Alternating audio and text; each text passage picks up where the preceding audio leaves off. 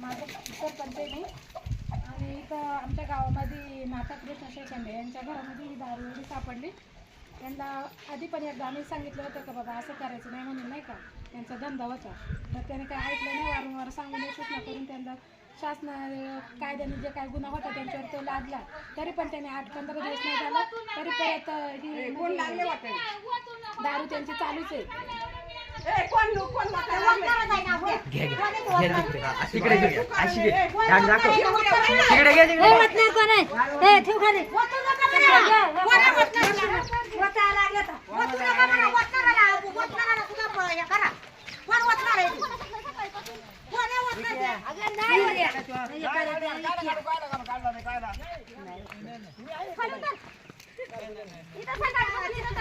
अजून इकडं पण दारू आहे का? बाहेर काढा ना.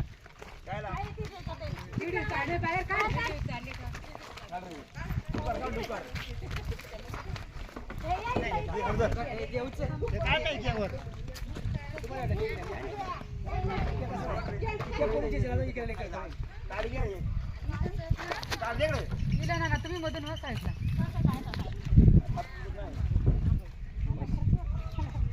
नाही होतले मी आहे तो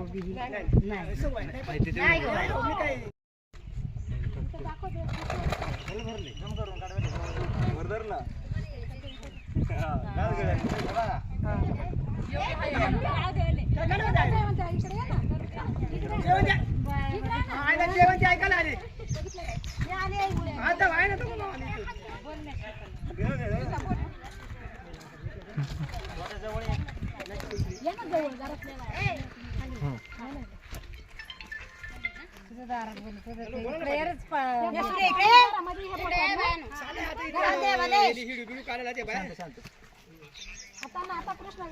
शेखंडे त्यांच्या घरामध्ये हे पकडलं आणि त्यांना अजून विचारलं बाबा समजसपणे आहे का अजून नाही का तुमच्या घरामध्ये. ते म्हणलं नाही मी कातवड्याकून दारू पिण्यासाठी मला सवय आहे म्हणून मी आणली होती. आणि मग असंच आम्हाला थोडंसं संशय आला म्हणून बाहेर आलो तर पाण्याची टाकी त्याच्यामध्ये एक फुगा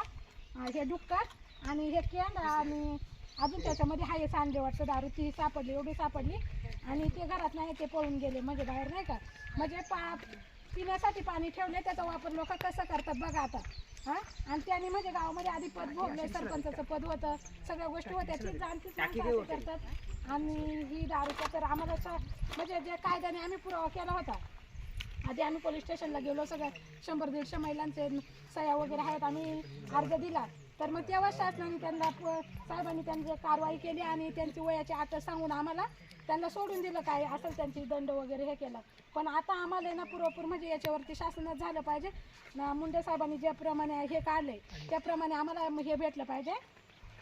न्याय भेटला पाहिजे एवढंच म्हणणं आहे आमचं.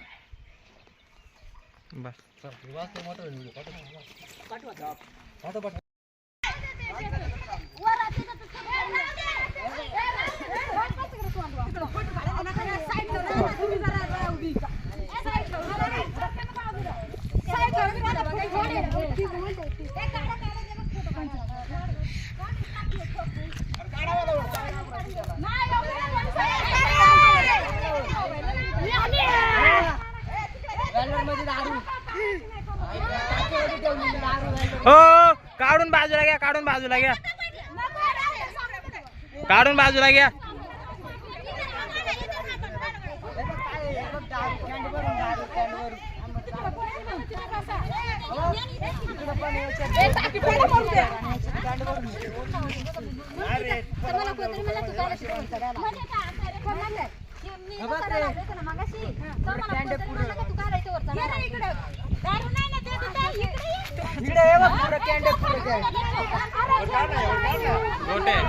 काय नाही इथलं घे मग पुढं काय असं नाही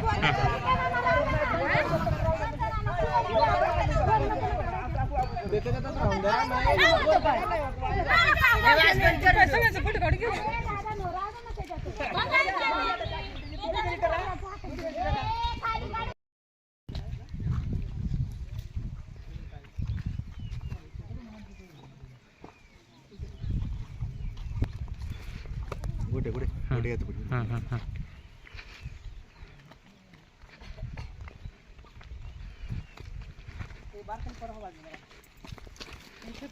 रात्रीवर तुम्हाला प्यायला आहे मागे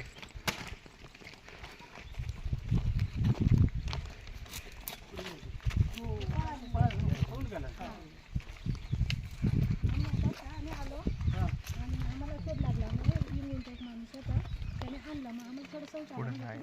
म्हणजे इथून येते मग आम्ही त्याला काय नाही म्हणलं आता तो बाहेरचा होता मग आम्ही इथं आलो आम्ही सगळ्या महिला इथं आलो यांना विचारलं दादा घरात होते ते त्यांना विचारलं आम्ही बाबा आहे का तुमच्याकडे दारू तर म्हणजे नाही मी कातवडा कोण एक फुगा आणलेला ग्लास पण भेटला त्यांच्या घरात आम्हाला पिशव्या भेटल्या याच्यामध्ये पिशव्या तर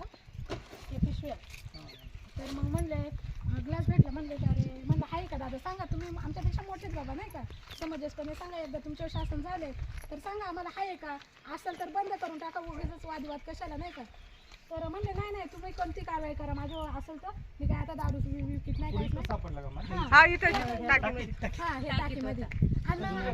हा घरामध्ये तर इथं पण आलो हे महिला आम्ही सगळे होतो तर आम्हाला म्हणले तुम्ही कारण त्यांची बहीण आहे ना ती पारदीबाई त्या बायका इथं जमल्या तर आम्हाला म्हणतात काय रे तुम्हाला दांडक्या काढ्या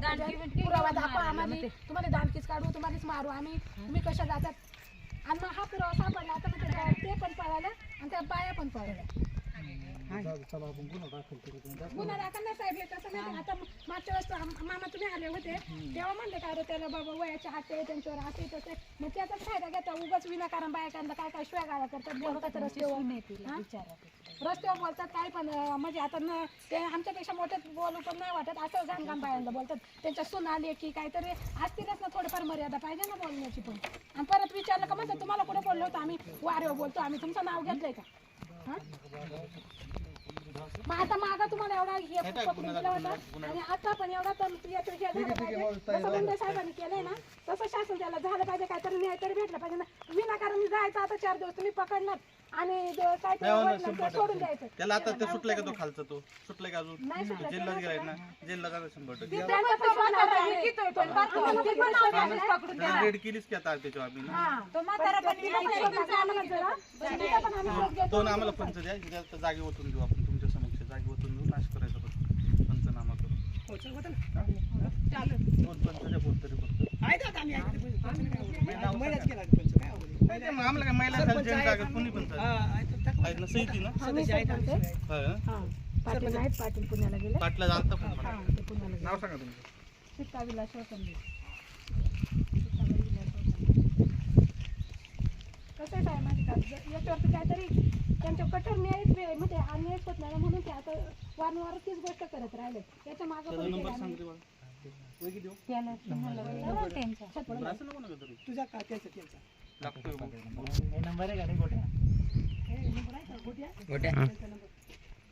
हा त्या सुनबाई येतो हो ताई इकडे ते तुमच्या सासऱ्याचा नंबर सांगा 96 हा जरा 70 हा 57 हा 53 हा 98 43